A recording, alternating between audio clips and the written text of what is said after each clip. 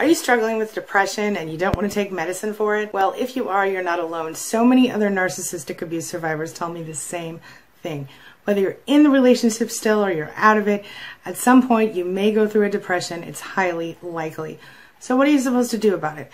Well, yesterday I gave you some alternatives, going to the doctor, things like that. Today at queenbeing.com, we're going to talk about exactly what you can do to change your depression using your mind and the law of attraction. So let's get started. My name's Angie Atkinson, and on this channel I offer free daily video coaching to help you discover, understand, and overcome narcissistic abuse in toxic relationships. I like to call it toxic relationship rehab. Does that sound good to you? If so, hit that subscribe button and we'll just get going. All right, now before I dig in, I just want to say one thing really quickly. I kind of want to throw a disclaimer out here. In some situations, this is not going to work because there is such a thing as clinical depression. And if you are suffering from clinical depression, you definitely want to go talk with your doctor or your healthcare practitioner. If you're not sure, just go check to be safe. Because in some situations, you may need help that this video can't offer you. This is for people with mild to moderate depression who may be dealing with a situational depression as opposed to a chemical one. So make sure you keep that in mind as we go forward. We're going to jump right in here. Part of depression is state of mind. As you're going forward in your life, in your healing, in your recovery, you might find yourself feeling stuck. If you do, this is where you're going to want to start after you've done all of your appropriate due diligence, checking in with your doctor as we just discussed. All right, take a look. Sadness, anxiety, and hopelessness, all rolled into one, can rapidly mutate from a minor issue to a severe problem if you don't get control of that situation quick. Not everybody wants to go on prescription medication to alter their mind in an effort to deal with depression. And if that's a possibility for you, maybe you can, like some people, handle it naturally. The law of attraction is one of many methods that you can use to handle the symptoms of depression. That's at least once you realize that's what's happening to you. The law of attraction is also kind of a way of life. It's not magical where you wake up one morning and wish that the universe would make you feel whole again. It doesn't work that way. And it's not someone asking you to put a happy face and lie about how you're feeling either. It's a practical mindset shift to bring you the ultimate happiness and the quality of life that you deserve. You might be manifesting in a depressed state. If you already know you're suffering from depression, it's pretty much for sure that you're manifesting it yourself, as long as you're not dealing with a chemical depression. That doesn't mean that bad things haven't happened, and it doesn't mean that you just need to sweep all the stuff under the rug and pretend like everything's rosy. That's not what I'm saying. What I mean is that for too long, maybe you've been living your life chained to the negative things, probably thanks to the narcissist, and you haven't focused enough on bringing good things to yourself. Going to bed and waking up every morning feeling depressed, well, that's a sign that your thought patterns are mirrors of your sadness. And it's kind of like you just put your foot in quicksand when you find yourself in that place. You almost can't get out of it. And sometimes you feel like the more you have to struggle, the deeper into a depressed state you can find yourself. It's totally true. So you have to stop the struggle right now. You have to learn how to slowly recover and avoid falling in this trap in the future. Take a look. Manifesting a state of mind means you're actively focused on something specific. When this happens, you're going to get more of the same. If you're cheerful and you're upbeat, well, the world's going to react in a more cheerful and upbeat state to you. The opposite is also true.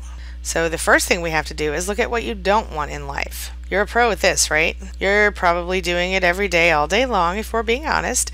We focus on the bad stuff. We focus on everything bad, our relationships, our careers, and whatever failures we have to talk about. So we're going to have one last hurrah with it so you can validate your feelings, and then you're going to release them from captivity, so to speak, inside your soul. This way you can make room for the better mindset that's going to soothe and comfort you on a day-to-day basis. Now, don't be generic when you do this. Find a spot you want to sit alone and you want to concentrate. Take a notebook with you or do this with this exercise in your mind. But be very, very aware of the details. Make a list of everything wrong for you right now. Don't just say I have a bad relationship. Instead, get real specific. Say, I need to feel safe and peaceful in my home. I need love, respect, and mutually beneficial relationships in my life. You have to get real and you have to pinpoint the problem, because one way to heal is through taking action steps. And that's one thing you're going to be learning in just a minute. You should also write down all of the reasons this is happening to you. Find out, is it someone else's fault? Are you plagued with bad luck? Write it all down, whatever you think. You need to see that what you believe has caused this for so long. Also, look at how depression is making you feel physically, because it's not just a state of mind. It manifests itself in your body in a really unhealthy way. Does your body ache all over when you feel upset or down? Does your stomach start to get queasy and yucky and hurt, or does it feel like there's a giant elephant sitting on your chest? Get in touch with that physical emotion so that you're going to be able to do things that will keep you free of pain and discomfort as you work on letting some light into your life. So let me ask you, what exactly do you want out of your life? You need to look at that list and use it as a tool to develop the kind of life that you want and deserve.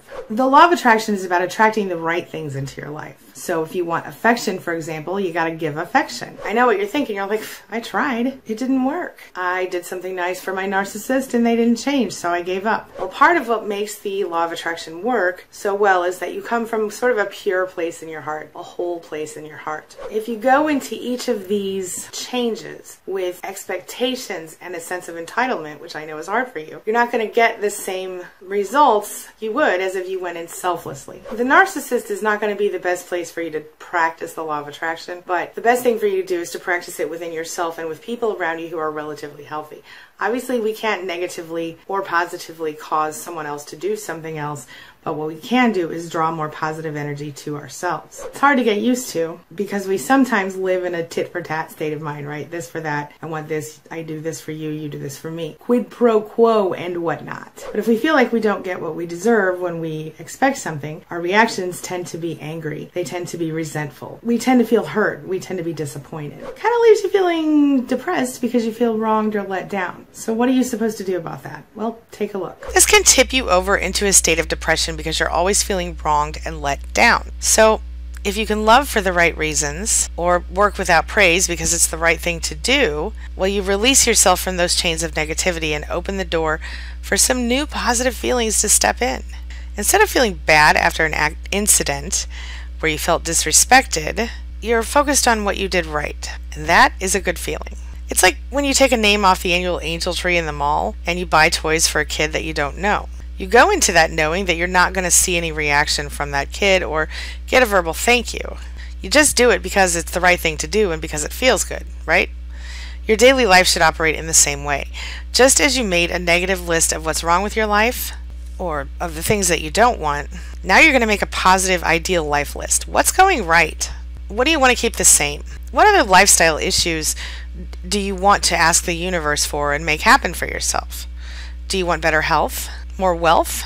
More beauty? It's all at your fingertips if you're ready to embrace a radical change in your thought processes. It's done using a two-step process, changing your mindset and taking action steps. You got to start by recognizing that those causes you blamed in the last section are not real and they're not true.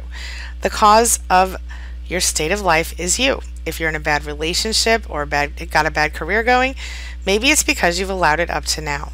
This is a harsh realization to make, but it's a reality. If you had known to change your mindset and your action steps before, well, maybe you wouldn't be in this position. But you can't beat yourself up about it because now you're making changes. And that's something you should be highly proud of. So last week we talked about why affirmations are so effective for getting through different parts of our lives, the hard parts of recovery, right? Well, now you're going to work on creating some daily affirmations to sort of choke out your depression, right? To get rid of that depression. So you have to adopt a new routine. And in order to do that, you have to recognize that it takes a while. You have to learn your new habits and you have to rewrite your old habits. Don't feel down if you forget in the moment how to do it. Pick it up as soon as you can, as soon as you realize it, and move on. Over time, it's going to become second nature to you. You're not going to have to try so hard to think about stuff. It's going to come naturally to you over time. You develop a habit and you work toward creating the best possible version of yourself. And while you're doing that, it's going to start to become more natural to you. For the next 2 weeks, I want you to try this. Stay very aware of your present mindset. That doesn't mean look back at the end of every day to see how you felt. It means check in with yourself every half hour, say, before too much time passes. See how you're feeling. Set a timer on your phone if you want. You don't have to waste time writing a big journal entry every half hour. Just do a self-check. How am I feeling right now in this moment? You know, if the answer is anything less than content, then you need to pinpoint it and ask yourself, what exactly is making me feel anxious or angry right now? And when you know what it is, you're going to try a couple of things. Take a look. When you know what it is, you want to do two things. First, implement a new mindset about it. If you're feeling depressed because you're in a job that you can't stand, Then repeat an affirmation that the law of attraction uses to write over your old mindset. You don't want to go through your day chained to negative feelings about your job. You want to focus on making a better life. So maybe say something like, I am happy that I'm working on achieving my goal of becoming blank, and fill in the blank with whatever position you do want. Words alone are never enough, my friend. We're going to talk about the action steps in just a moment. Many law of attraction followers also use daily affirmations to uplift themselves. They would add on that previous message something like, I am pleased that I love and honor myself enough to work toward a career of my choosing. You might feel like this is unnatural in the beginning. Don't get me wrong. You might feel like it's awkward, but your subconscious mind will ingrain the message, whether you are actively thinking in a positive manner or a negative one. So continue doing the exercise regardless of how well you believe it is working at first. You're teaching yourself to quit feeling bad and start looking at the good part of what is happening at that very moment. Using daily affirmations in the moment or before bed and right when you wake up, well, it's a great way to choke out depression for good, my friend. Consider these affirmations like St. Augustine grass, hardy grass that when it's thriving will choke out the weeds in a lawn, refusing them to grow and to infiltrate that stuff. You're doing the same thing here. When your mind is focused on positive thoughts as often as possible, there's just no room for anything else. There's no possibility for depression to take root because happiness is too strong and too plentiful in your life at that time. If you want to be more logical than simply ignoring the negative and replacing it with the positive, well, you can do that too. Say, it's understandable that I'm unhappy with this career, but I'm so proud of myself for working on a big change. And then make that change. When you use affirmations, always speak or think in the present, never in the future. Don't say, I will try to get another job. That's defeatist at best. You want to say, I'm getting a new career, because you are. You're actively and currently working on steps that will allow you to give your boss a pink slip. You see where I'm at with this? Let's talk about action steps that won't let depression resurface. The most important part of the law of attraction is that you have to start living life the way you want to be living it. What do I mean by that? Well, that means that every action you take is the action of a happy person, of someone who's not depressed. You have to start living life like you already have what you want, not like someone who's stuck in depression. Let me ask you, would a happy person curl up in a ball on their couch and cry for hours because they hate their job? Probably not. A happy person would actively take steps to start changing their life. And that's what you've got to do now. You're going to feel good when you're making changes, my friend. If things are simply staying the same, you're not going to see a whole lot of light at the end of the tunnel and you're not going to feel great about it. You're going to feel a little hopeless about your future. But if you start picturing yourself at the same work desk, with the same coworkers, 10, 20, 50, 30 years later, stop doing that and start picturing yourself with a new desk and new coworkers or as the head of some company. Don't let your desires be small. Dream big. Then you're going to have to go to work on making the whole thing come true. So what would someone, if you were using the career example again, what would someone who is in your very exciting dream career be doing if they were you right now? What would you be doing if you were in that career? You'd be growing your expertise maybe, or signing up for classes, taking on some tasks for free that might give you a little bit of experience or exposure in that area. You might do some research. There are lots of options for you. You're going to be looking into who you want to work for and why. You're going to be researching the company and what they're all about, what they're looking for, so that you can be those things, right? Possess those qualities that they want. You're going to make a plan of action, and then you're going to use your mind and you're going to use the action steps to go from a state of depression to a state of utmost happiness, because your life is going to morph into exactly what you want it to be. All right, now this brings me to the question of the day. And the question of the day is, have you ever been able to successfully use the law of attraction for depression? Have you ever overcome a depression or another difficult time in your life using the law of attraction? Do you think it's a bunch of hooey, or do you think it's legit?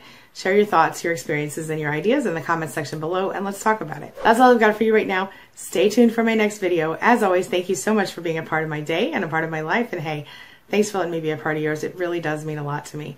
I'll see you soon. It's my mission to teach others what I know to be true. You really can create the life you want. Take care of your body, take care of your soul, nurture the real you, and introduce him or her to the world. Be comfortable in your own skin and in your place in this world. Take your spot, take it now, and the universe will take its cue from you. You feel me? If so, subscribe to my channel. Let's get it done together.